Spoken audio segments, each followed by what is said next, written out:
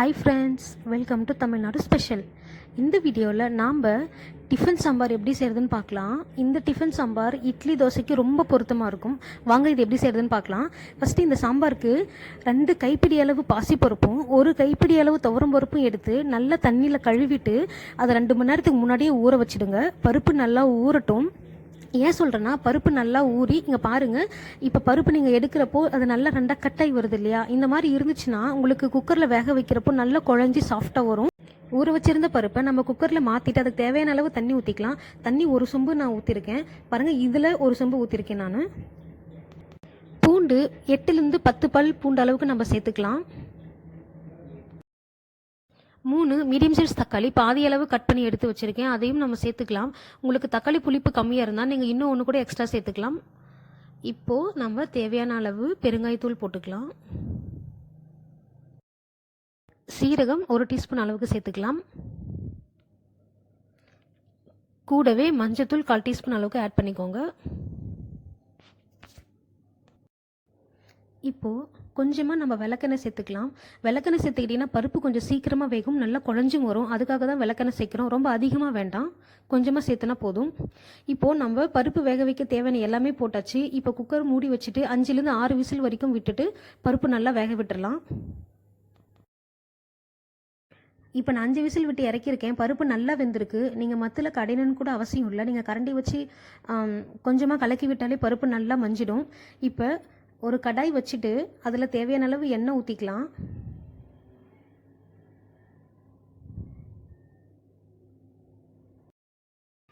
எண்ணெய் நல்லா காயட்டும். அதுக்குள்ளே சாம்பார் செய்ய என்னென்ன பொருள் வேணும்னு சொல்லிடுறேன். ஒரு மீடியம் சைஸ் பெரிய வெங்காயம் நீல வாக்கில் கட் பண்ணி வச்சுருக்கேன். 6 பச்சை மிளகா, 4 வரமிளகா, தேவையான அளவு கறிவேப்பிலை எடுத்து வச்சுருக்கேன். பச்சை மிளகா எனக்கு ரொம்ப காரம் குறைவாக இருந்துச்சு, அதனால் 6. உங்களுக்கு காரத்துக்கு ஏற்ற மாதிரி நீங்கள் எடுத்துக்கோங்க. பாருங்கள், இப்போ எண்ணெய் நல்லா காஞ்சிருச்சு. இதில் தேவையான அளவு கடுகு நல்லா பொரியட்டும்.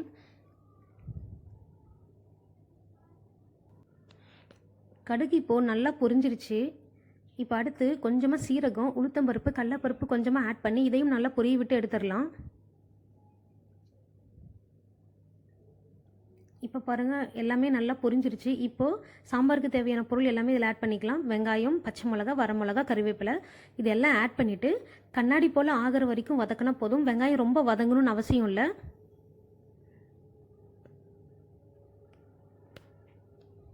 வெங்காயம் இப்போ ஓரளவு வதங்கினதுக்கு அப்புறமா நம்ம பருப்போட தக்காளி சேர்த்து வேக வச்சுட்டு இருந்தோம் இல்லையா, அந்த தக்காளியும் எடுத்து வெங்காயம் தக்காளி ஒன்றா சேர்த்து நல்லா வதக்கி விட்டுக்கலாம். இந்த மாதிரி வெங்காயம் தக்காளியும் ஒன்றா மிக்சர் அளவுக்கு கிளறி விட்டுக்கோங்க. இப்போ நம்ம காரத்துக்கு தேவையான சாம்பார் தூள் 1 டீஸ்பூன் அளவு, 1/2 டீஸ்பூன் மிளகாத்தூள் சேர்த்துக்கலாம்.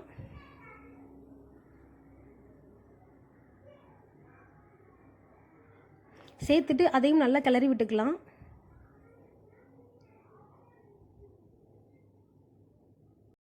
ஆல்ரெடி நான் சொன்ன மாதிரி பருப்பு நான் மத்தில் கடையில் கரண்டிலேயே நல்லா கலக்கி விட்டுக்கிட்டேன். பாருங்கள், பருப்பு எல்லாமே நல்லா மஞ்சிருக்கு.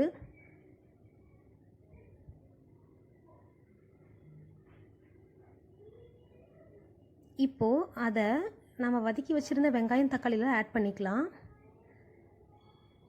ஸோ மீதம் இருக்கிற பருப்பு குக்கரில் இருக்கும் இல்லையா, அதில் கொஞ்சம் தண்ணி விட்டு அலசி அந்த தண்ணியும் சேர்த்துக்கலாம், வேஸ்ட் பண்ண வேண்டாம்.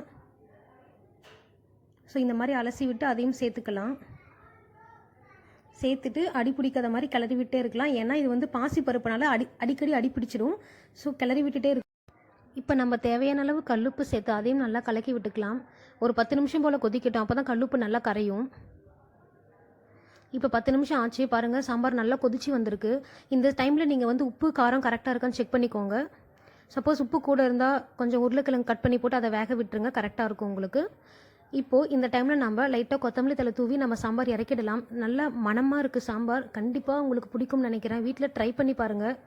பிடிச்சிருந்தால் மறக்காமல் சேனலை லைக் பண்ணுங்கள், சப்ஸ்கிரைப் பண்ணுங்கள், கமெண்ட் பண்ணுங்கள். அடுத்த வீடியோவில் பார்க்கலாம். பாய்.